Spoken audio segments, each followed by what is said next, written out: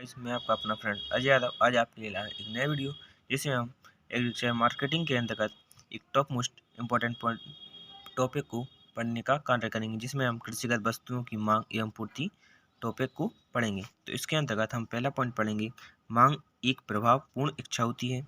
अगला पॉइंट इसका मांग का निर्माण व आवश्यकता से होता है। अगला पॉइंट है आवश्यकता इच्छा से बनती है। इसका अगला पॉइंट है आवश्यकता मांग का कारण होती है। अगला पॉइंट है मांग आवश्यकता का परिणाम होती है। अगला पॉइंट है हमारा किसी वस्तु को प्राप्त करने की प्रभावपूर्ण इच्छा को आवश्यकता कहते हैं। अगला पॉइंट हमारा किस वस्तु की मांग को प्रभावित करने का कार्य उस वस्तु की कीमत के द्वारा किया जाता है। अगला क्वेश्चन हमारा मृदा के घटने या बढ़ने पर मांग प्रभावित होती है। अगला पॉइंट है इसका वस्तुओं के परिवर्तन होने पर वस्तुओं की मांग प्रभावित होती है। अगला पॉइंट हमारा रुचि फैशन संवेदनशील के कारण भी मांग प्रभावित होती है। अगला पॉइंट है आय तथा मांग के मध्य संबंध को स्थापित करने के लिए एक वक्र को उपयोग में लाया जाता है, जैसे एजिल वक्र कहते हैं। यह वक्र सुप्रसिद्ध अर्थशास्त्री एजिल के नाम पर है। अगला पॉइंट है हमारा कीमत मांग वक्र बाईं से दाईं ओर नीचे की ओर गिनते हुए होता है।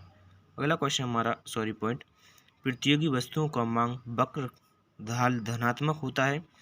और अगला पॉइंट है एक निश्चित समय में यदि दी गई कीमतों पर वस्तुओं की जितनी मात्रा को बेचा जाता है उनके द्वारा बनने वाली तालिका मांग तालिका कहलाती है।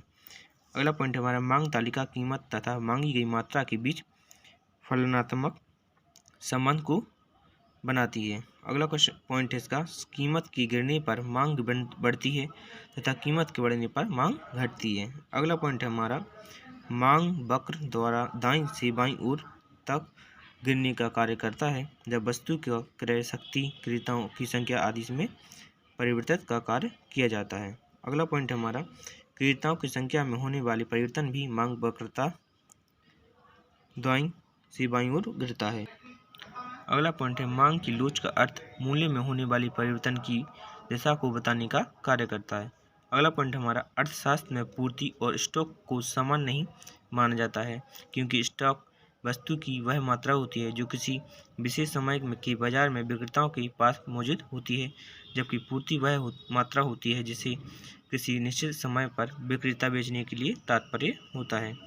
इसके अंतर्गत हम अपना नया चैप्टर स्टार्ट करेंगे, जिसमें उत्पाद जीवन चक्र के अंतर्गत पढ़ने का कार्य करेंगे। तो पहला क्या है PLC, इसका फुल फॉर्म क्या है प्रोडक्ट लाइफ सर्किल।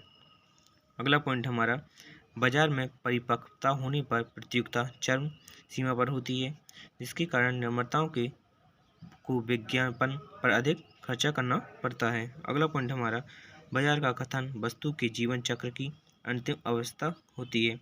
अगला पॉइंट हमारा वस्तु का जीवन चक्र तकनीकी परिवर्तन की गति बाजार स्वीकृति की गति से प्रभावित होती है। अगला पॉइंट हमारा मूल्य का निर्धारण करने के लिए वस्तुओं की मांग वस्तुओं की प्रतियोगिता विभिन्न मूल्यों पर वस्तुओं के क्रय विक्रय आदि से प्रभावित होती है। अगला पॉइंट हमारा लागत वस्तुओं के प्रभाव आधारित मूल्य को प्रभावित करती है। इसके अंदर हम अगला चैप्टर के मोस्ट पॉइंट पढ़ेंगे, जैसे बाजार संवर्धन।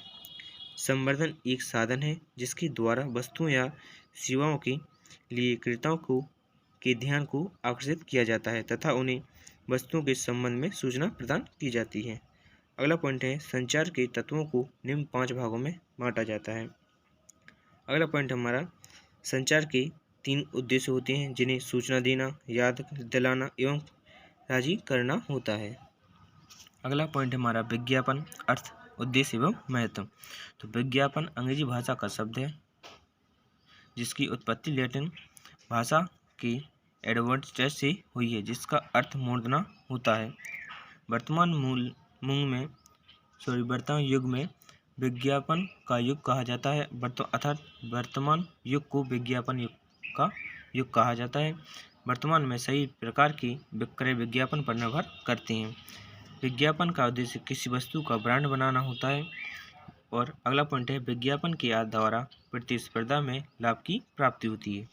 इसका अगला पॉइंट है विज्ञापन के द्वारा किसी कंपनी के कर्मचारी गौरव को प्राप्त करते हैं। अगला पॉइंट हमारा विज्ञापन के कारण वस्तुओं में लाभ की प्राप्ति होती है। विज्ञापन के द्वारा वस्तुओं की क्वालिटी में सुधार होता है। विज्ञापन के कारण मध्यस्थों की संख्या में कमी आती है। विज्ञापन के कारण समाज के रहन सहन का स्तर सुधरता है। विज्ञापन द्वारा या विज्ञापन धन का अपव्यय होता है।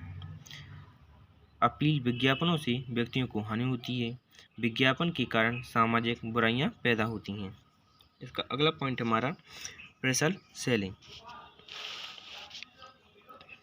इसका पॉइंट है पर्सनल सेलिंग वह क्रिया होती है जिसमें व्यक्ति किसी वस्तु की क्रेताओं से व्यक्तिगत संपर्क स्थापित करता है। अगला पॉइंट है इसका, यह वस्तुओं को बेचने का सबसे पुराना तरीका होता है। इस प्रकार की बिक्री में प्रबंधन एवं ग्राहक को अधिक फायदा प्राप्त होता है। पर्सनल सेलिंग के द्वारा शंकाओं के समाधान, वस्तुओं के प्रदर्शन एवं समय को कम करने का कार्य किया जाता है। पर्सनल सेलिंग के द्वारा व्यक्ति को अत्यधिक लागत लगाने का कार्य करना पड़ता है, जो इसका सबसे बड़ा दोष है। पर्सनल सेलिंग से में सही समय पर उपस्थित होना अति कठिन होता है। इसके बाद हम अपना अगला टॉपिक पढ़ेंगे, विक्रय संवर्धन एवं प्रोबेबिलिटी। अगला इसका मोस्ट इम्पोर्टेंट पॉइंट है, विक्रय संवर्धन दो शब्दों से बना है, जिसमें प्रोमोशन शब्द लैटिन भाषा से बना है जिसका अर्थ आगे बढ़ना होता है। अगला पॉइंट है हमारा, विक्रय संवर्धन का अर्थ उन कदमों से होता है जो वस्तुओं को विक्रय को बढ़ाने का कार्य करते हैं। अगला पॉइंट है, विक्रय संवर्धन ग्राहक के ध्यान की वस्तुओं एवं सेवाओं को क्रय करने के लिए किया जाता है। इस क्रिया के द्वारा ग्राहकों को वस्तुओं की ओर आकर्षित किया जाता है। इसका उपयोग वस्तुओं के परिचय को बढ़ाने के लिए किया जाता है। विक्रय संवर्धन नीति को अधिक लंबे समय तक नहीं अपनाया जा सकता है। यदि किसी वस्तु की गुणवत्ता में कमी होती है तो इस तकनीक के द्वारा उनकी कमियों को पूरा नहीं किया जा सकता है। विपणन की क्रिया वस्तु की टूट फूट, संकुचन, गले आदि पर निर्भर करती है। अगला इसका टॉपिक है विपणन क्रिया एवं कार्यकर्ता। इसमें हम पहला पॉइंट पढ़ेंगे, विपणन का अर्थ मुख्य कार्यकर्ताओं के द्वारा संपन्न होता है।